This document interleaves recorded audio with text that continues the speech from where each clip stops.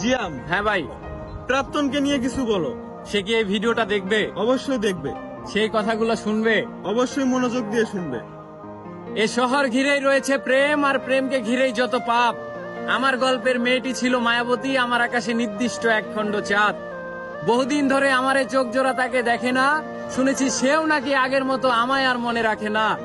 আহ আহ, তার চোখের চাহনি, তাই হয়তো আজ অব্দি কোনো মেয়ের প্রতি ভালোবাসাটুকু জন্মায়নি।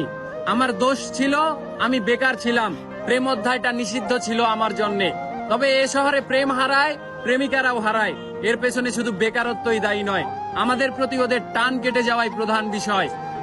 আমার সাথে প্রেম থাকাকালীন অবস্থায় আমি তার গায়ে স্পর্শ করিনি, তার সতীত্ব নষ্টের কারণ হতে চাইনি। তবে আমার প্রেমিকা বড্ড নীতিবান, সে তার বর্তমান প্রেমিকের সঙ্গে অশ্লীলতা করে।